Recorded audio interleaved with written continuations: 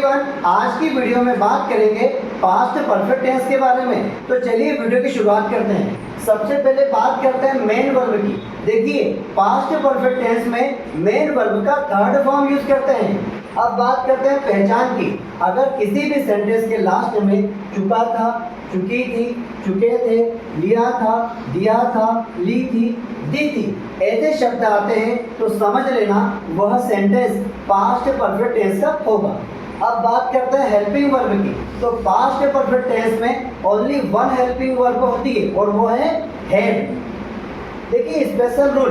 अब past perfect tense सभी tense से थोड़ा सा अलग होता है। अलग क्या है देखते हैं। स्पेशल रूल क्या है, जब पास्ट में दो काम एक साथ होते हैं। अब क्या समझ में आया यहाँ पे, पास्ट में दो काम एक साथ होते हैं तो जब पास्ट परफेक्ट टेंस का यूज करेंगे तो सिंगल सेंटेंस के लिए नहीं करते हैं। जब पास्ट में कोई दो काम एक साथ होते हैं तब हम पास्ट परफेक्ट टेंस का यूज करते हैं। वो क्लियर करते हैं स्पेशल रूल में। जब पास्ट में दो काम एक साथ होते हैं तो जो काम पहले होता है उसमें पास्ट परफेक्ट टेंस का यूज करते हैं और जो काम बाद में होता है उसमें पास्ट सिंपल टेंस का यूज करते हैं। एग्जाम्पल के लिए डॉक्टर के आने से पहले मरीज मर चुका था। अब यहाँ पर दोनों काम पास्ट में हुए। आया समझ में? डॉक्टर के आने से पहले एक काम कौन सा हुआ, डॉक्टर के आने का काम हुआ।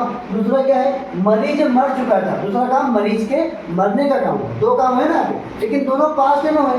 अब समझना ये कि काम पहले कौन सा हुआ, डॉक्टर के आने से पहले। डॉक्टर पहले आया या मरीज पहले मरा?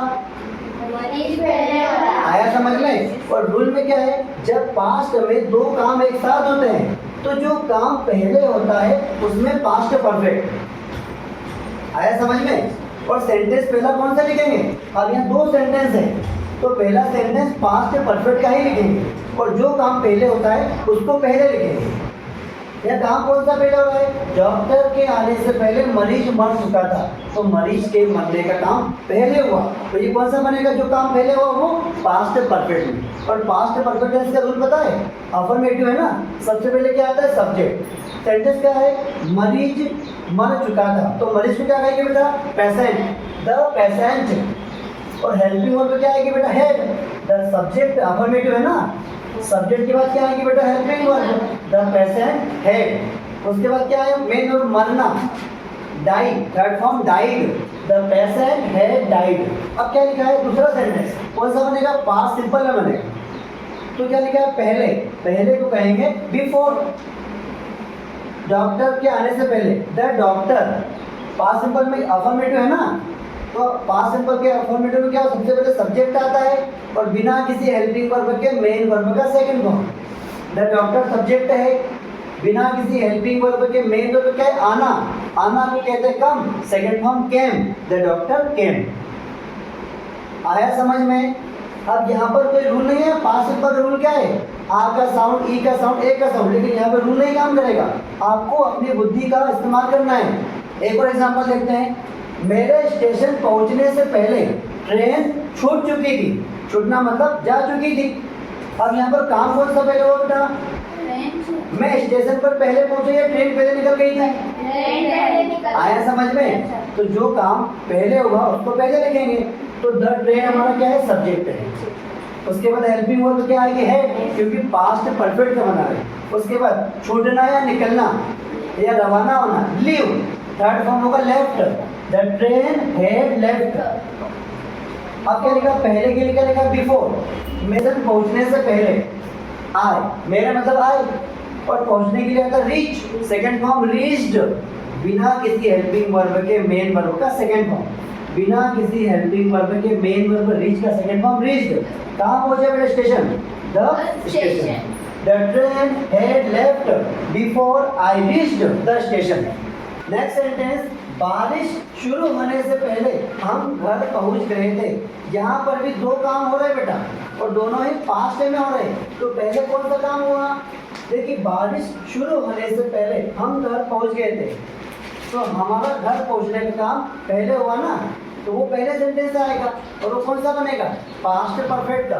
तो हम के लिए क्या आएगा, भी हेल्पिंग वर्ब हैड, और पहुंचने के लिए क्या आएगा, रीच, और third form reached.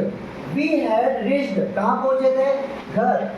We had reached home, पहले, पहले के लिए क्या है बेटा? बिफोर। और बारिश शुरू होने से पहले, तो सब्जेक्ट नहीं है तो क्या मानेंगे? इट। और शुरू होना स्टार्ट। और दूसरा कौन सा बनता है? पास्ट सिंपल का सेकेंड फॉर्म स्टार्टेड। और क्या शुरू हुई थी? बारिश, raining. We had reached home before it started raining. Next sentence, तुम्हारे आने से पहले वे कहाँ गए थे? तुम्हारे आने से पहले वे कहाँ गए थे? यहाँ पर भी दो काम हो रहे पास्ट में। पहले कौन सा काम हुआ? वे कहाँ गए थे? आया समझ में? तो कहाँ के लिए क्या आएगा? वेयर, जबकि वर्ड वाला है। उसके बाद हेल्पिंग वर्ब है, वेयर हैड। और सब्जेक्ट क्या है? दे। और third form gone, where had they gone. और पहले के लिए क्या है बेटा? बिफोर, तुम्हारे आने से पहले। बिफोर यू, आने के लिए क्या होता है? कम भी होता है, लेकिन यहाँ पर क्या माना हमने? पहुंचना, तुम्हारे पहुंचने से पहले। तो पहुंचने को क्या कहेंगे बेटा? अराइव। लेकिन ये कौन सा बनेगा? Past simple. और पास्ट सिंपल में सेकेंड फॉर्म। तो अराइव का सेकेंड फॉर्म क्या होता है बेटा? अराइव्ड। और लास्ट में question mark. Where had they gone before you arrived?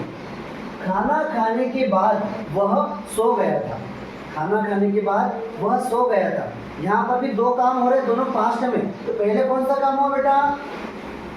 खाना खाने के बाद वह सो गया था। तो पहले खाना खाने का काम हुआ या फिर सोने का हुआ? खाना खाने का हुआ ना। तो ही हैड, और खाने के लिए ईट, थर्ड फॉर्म ईटन। पहला सेंटेंस किसमें बनता है? पास्ट परफेक्ट में। ही हैड ईटन, क्या खाया बेटा? फूड। और कब? बाद में। क्या कहेंगे बाद को? आफ्टर। और पहले के लिए बिफोर। ही, स्लीप का मतलब सोना। और सेकेंड फॉर्म क्या होता है? स्लेप्ट। क्योंकि बाद वाला कौन सा बनेगा? पास्ट सिंपल का बनेगा।